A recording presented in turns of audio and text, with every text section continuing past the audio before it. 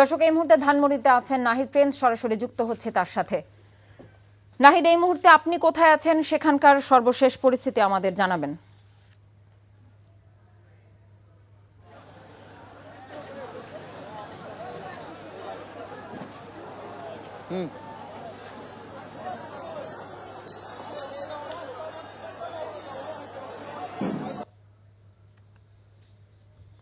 একটি কথাকে কেন্দ্র করেই কিন্তু মূলত আজকের এই অবস্থান। 8টার পর থেকেই মূলত ছাত্র জনতা এখানে ছুটে আসেন এবং গেট ভাঙচুর করার পর কিন্তু তারা ভেতরে প্রবেশ করেন। তারপরে পুরো বাড়িটি এখন কিন্তু আগুন জ্বলছে, যে আমরা দেখাচ্ছি আপনাকে দূর থেকে, যে পুরো বাড়ির সামনের অংশ এবং পেছনের অংশ কিন্তু আগুনের ছড়াছড়ি এবং ছুটে আসেন এবং গেট ভাঙচুর করার পর কিন্তু তারা ভেতরে প্রবেশ করেন। তারপরে পুরো বাড়িটি এখন কিন্তু জনতা কিন্তু এখানে এসেছেন। পুরো 32 নম্বর জুড়ে কিন্তু হাজারো জনতার ছড়াছড়ি রয়েছে। কিছুক্ষণ আগে শুনেছিলাম যে বুলডোজার এখানে নিয়ে আসা হবে বাড়িটি ঘুরে দেওয়ার জন্য, তবে সেটি সম্ভবত সেনাবাহিনী আটকে দেয় পথেই। সেই বুলডোজার এখনো আসেনি। তো সেই অবস্থায় তারা জানাচ্ছিলেন যে বুলডোজার নিয়ে এসে পুরো বাড়িটি ধ্বংসস্তূপ বানিয়ে দেওয়ার কথাই মূলত তারা বলছেন। তারা উল্লাস করছেন, উদযাপন করছেন, সেখানে কিন্তু নাচ হচ্ছে, তারা বিভিন্ন নিদর্শনে কিন্তু তুলে নিয়ে যাচ্ছেন। সেখানে ভেতরে যে আসবাবপত্র ছিল সেগুলো কিন্তু বের করে নেওয়া হয়েছে। বাড়িটি বলা যায় ধ্বংসস্তূপে পরিণত হয়েছে। মানুষজন রয়েছে, সেনাবাহিনীর সদস্যরা কিন্তু এসেছিল সেই 32 নম্বরে। সেই আধা ঘন্টা আগে কিন্তু তারা কিন্তু থাকতে পারেন, তারা চলে গেছেন পরিস্থিতি বিবেচনায়। তো আমরা দেখাচ্ছি যে মানুষের যে ফিরে আসা, মানুষ কিন্তু এখন চলে আসছেন। এখানে কিন্তু আরো মানুষ রয়েছিলেন, কিন্তু এখন অনেকটাই কমে গেছে, তারা বাইরে অবস্থান করছেন। তারা বলছেন যে বুলডোজার নিয়ে এসে কিন্তু সেই 32 নম্বর বাড়িটি ঘুরিয়ে দেওয়ার যে প্রত্যাশা সেটি তারা জানাচ্ছিলেন। তো এখন মানুষ উল্লাস করছে পুরো ভেতর জুড়ে। সেই মানুষের যে ক্ষোভ সেটি তারা প্রকাশ করছেন। তারা বলছেন যে তার বিচার না হওয়ার আগ পর্যন্ত যে তারা কর্মসূচি দিচ্ছেন এবং তারা যে উস্কানিমূলক বিবৃতিগুলো দিয়েছেন সোশ্যাল মিডিয়া জুড়ে, সেগুলোকে কেন্দ্র করে কিন্তু আজকের এই অবস্থান। মানুষের সাধারণ জনতা কিন্তু দূর দূরান্ত থেকে ছুটে এসেছেন। তারা বলছেন তো 5ই আগস্টের পর সেদিনও কিন্তু সেখানে এই বাড়িটি জুড়ে ভাঙচুর চালানো হয়, আজকেও কিন্তু একই অবস্থায় রয়েছে। তো উস্কানিমূলক বক্তব্যের কেন্দ্র করেই কিন্তু মূলত এই অবস্থান।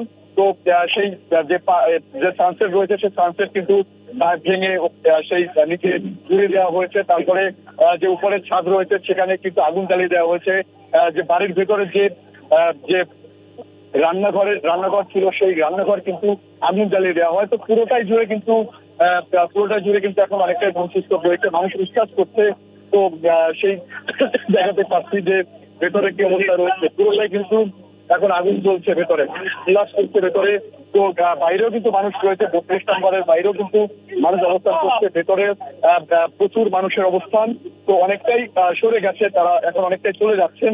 তো 8টার দিকে কিন্তু মানুষের অবস্থান আরো বেশি ছিল সেই 32 নম্বর জুড়ে, এখন অনেকটাই কমে গেছে। তো যে তারা যেটি বলছেন যে সেই বক্তব্যগুলো কেন্দ্র করে কিন্তু আজকে তাদের অবস্থান বুলডোজার মিছিল তারা এটি নাম দিয়েছেন। তো সেই তাদের যে আজকে কার্যকলাপ, তাদের যে অধিবেশন ছিল ভার্চুয়ালে, সেগুলোকে কেন্দ্র করেই কিন্তু মূলত আজকের এই অবস্থা। তারা বলছেন যে কতিপয় স্বৈরাচার শেখ হাসিনার যে নিদর্শনগুলো রয়েছে সেগুলো যেন ধ্বংস করা হয়, ধ্বংসস্তূপে পরিণত করা হয়। সেটির প্রেক্ষিতে কিন্তু আজকের এই 32 নম্বর বাড়িটি এখন আগুন জ্বলছে এবং সেই নিদর্শন কিন্তু ধ্বংসস্তূপে পরিণত হয়েছে।